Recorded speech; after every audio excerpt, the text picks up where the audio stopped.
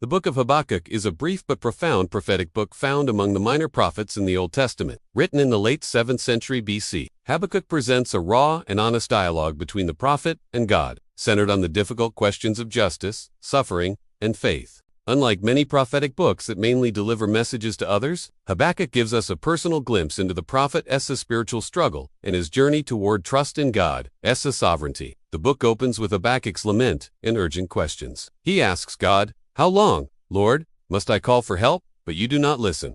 Or cry out to you, violence, but you do not save?" This heartfelt cry reflects a time of great injustice and wickedness in Judah. Habakkuk is troubled because evil seems to go unpunished, and the innocent suffer without relief.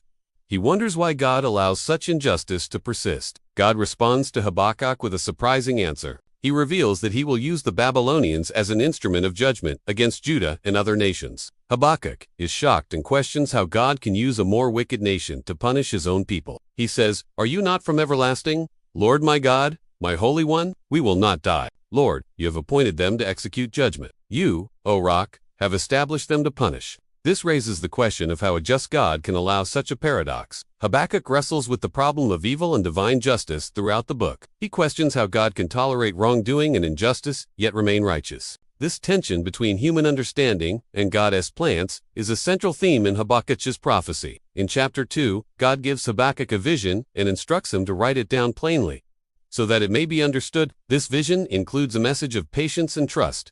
The righteous will live by his faith. This phrase became foundational in biblical teaching and is quoted in the New Testament in Romans and Hebrews, emphasizing faith as the key to living in God's justice, even when circumstances seem confusing or harsh. God pronounces a series of woes or judgments against the proud and violent nations, including Babylon. These woes reveal that while God may use these nations to bring judgment, he will also hold them accountable for their own sins. Habakkuk prophesies the eventual downfall of the oppressors, reinforcing God's ultimate justice. The book concludes with a beautiful and powerful prayer of faith and trust in God, found in Habakkuk 3.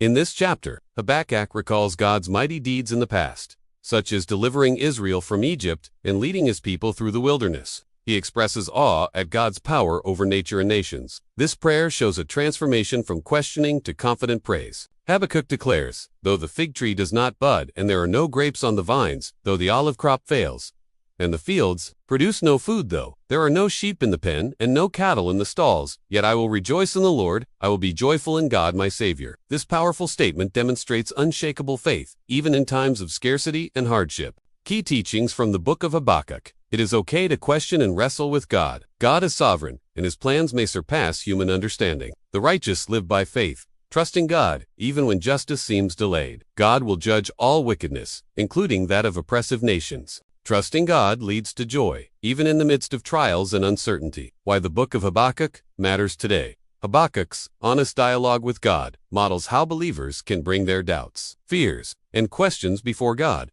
It reassures us that faith is not blind, but grows through wrestling with difficult realities. The phrase, "the righteous shall live by faith," reminds us that faith sustains us through life as hardships and uncertainties. In a world where injustice, suffering, and evil are present, Habakkuk's message encourages believers to trust God's sovereignty and timing. It offers hope that God sees all things and will act justly, even when it is not immediately visible.